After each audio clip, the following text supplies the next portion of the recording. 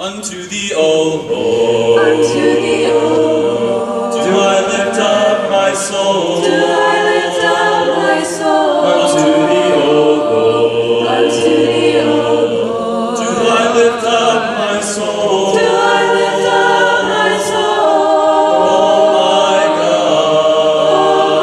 God, I trust in thee, oh let me not be ashamed, but not my enemies triumph over me. Yea, let none that way, yea, let none that way, on thee be ashamed, on thee be ashamed. Yea, let none that way, yea, let none that way, on thee be ashamed, on thee be ashamed. Oh my God, oh my God, I trust in thee, oh let me not be ashamed, but not my enemies triumph over me. Remember now the sins of my youth, the sins of my youth. Remember now the sins of my youth, the sins of my youth. Oh my God, I trust in thee, oh let me not be ashamed, but not my enemies triumph over me.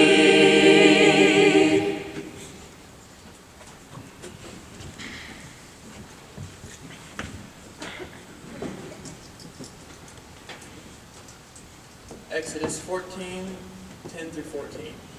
As Pharaoh approached, the Israelites looked up, and there were the Egyptians marching after them. They were terrified and cried out to the Lord. They said to Moses, Was it because there were no graves in Egypt that you brought us to the desert to die? What have you done to us by bringing us out of Egypt? Didn't we say to you in Egypt, leave us alone, let us serve the Egyptians? It would have been better for us to serve the Egyptians than to die in the desert. Moses answered the people, do not be afraid, stand firm, and you will see the deliverance the Lord will bring you today. The Egyptians you see today, you will never see again. The Lord will fight for you. You need only to be still. Alright, now will you guys bow your heads and pray for me? Dear God, I want to lift up prayers to all the families affected by the flooding in Nebraska. Help them get the help they need. I'd like to pray for all the families who have lost loved ones over the weekend and over the week. Just be with them. Have the Christian community just comfort them. And thank you for the beautiful day you have blessed us with today. In your name we pray. Amen. My name is Corrie McDonald. I just graduated from here in May, and I now work in admissions, and I'm working on my master's here as well. I want to talk a little about being intentional with our words. So, here's a quote by David Dada. Everything you do right now ripples outward and affects everyone. Your posture can shine your heart or transmit anxiety. Your breath can radiate love or muddy the room in depression. Your glance can awaken joy. Your words can inspire freedom. Your every act can open hearts and minds. Because of this, there are a few comments that I have heard a lot lately that really they affect the way that I've been thinking. And some of those are, I hate myself. I'm garbage. I hate America.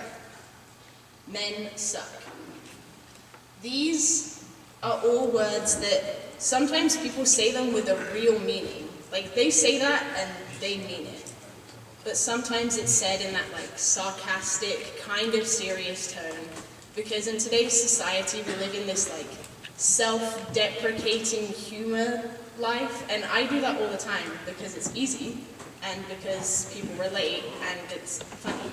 But after you've used that self-deprecating humor, it starts to become darker. It starts to become more serious. And things like, I hate myself. Are you saying that because you genuinely do, or because you messed up? What are the intentions behind those words? See, our words are stones, and we as humans are stone throwers. So I'm going to give a couple of examples, and in each of these, I want you guys to imagine that someone's throwing a stone over to me, and they're saying this is yours. You can do whatever you want with it. So the first one, it's this damp, cold rock. It's covered in moss, and it's just kind of icky.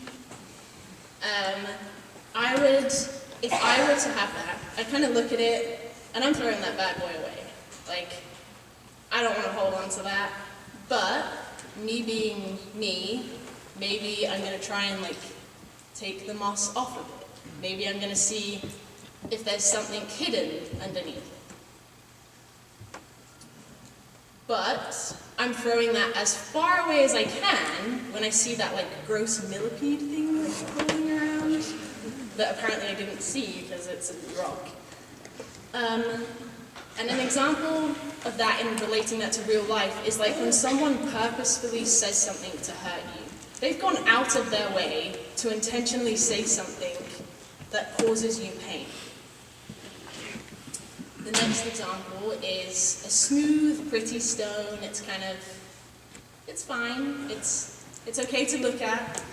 I really love stones and gems, so I would probably, I'd catch it, I'd look at it, hold it, maybe put it in my pocket, maybe I'll keep it in there for the rest of the day. But at the end of the day, I take it out of my pocket and I don't really need to keep it. It's not something that means anything to me. So I'm going to put it down maybe on the sidewalk, maybe there are some other stones there. I'm just going to put it down. And I think that can relate to when you're walking along a sidewalk and someone's walking towards you, you're walking towards them, and you don't really know each other that well, but you go to York College, so you kind of recognize their face, and they've got their phone out and they're looking, and they're walking towards you, and then they look up and they acknowledge that it's you, so they're like, hey, how are you? And they keep looking at their phone and they keep walking down. And you're like, oh, yeah, I'm good, thanks, how are you? You appreciate that they looked up, away from their phone, and they acknowledged that it was you. So you're like, oh, that was really cool. But you could have said, you know what, I'm having the worst day of my life, but how are you?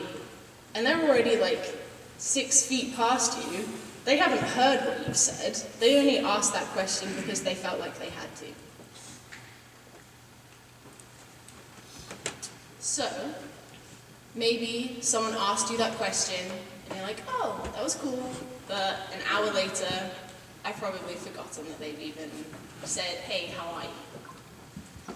The next one is a beautiful, unique, coloured gemstone. You know I'm keeping that one, because I just love stuff like that. And I'm going to take it home with me, and I'm either going to display it in my room on this white bookshelf thing, although I do have a dog that likes to chew up everything, so maybe not. Maybe I'm going to put it in this little memory box thing instead, which I like to go through every 6 months, because I want to be reminded of the beauty that is in that stone. So that could be an example of someone intentionally going out of their way, coming up to you and saying, hey, how are you? And they stick around. They're not walking away. They want to know the answer. They care about you. It's not like someone's been haven't seen you in church for a couple of weeks. How are you? It's more, I haven't seen you in church for a couple of weeks. How are you? Is everything okay? And I don't know if any of you have had the experience of going to the McDonald's drive-thru. I love breakfast burritos, so I go there a lot. But there's a lady that works there. I think her name is Nina, and I'm sorry if that isn't her name. But she's the most wonderful fast food server I have ever come across in my entire life. Because every time I go there, and I get 2 breakfast burritos and a coffee, not only do I feel happy because I have food and coffee, but also because she genuinely cared for me. She says, hey, how are you? And I go, yeah, I'm great, thanks, how are you? And she explains how her day is going, and maybe the weather isn't doing so great. So she says, be careful, are you heading back into town, or are you taking the interstate? And she actually cares. And you guys have, I had no idea how much someone at a McDonald's drive-thru could affect the rest of my day. I could have been oh, I'm just going here. But because she actually cared about me, that changed my entire day. I was happy for the rest of it. And the issue is, with each of these stones, is there is a possible side effect. The rock moss thing that I threw away, that could have ended up anywhere, because I was a soccer player.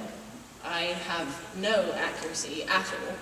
So that literally could have gone anywhere. I threw it as far as I could, but who knows? Which means that it could have ended up in a ditch, never seen again. It could have ended up hitting someone else. Which I was actually going to bring stones and do a demonstration in chapel, so you guys are welcome that I didn't do that.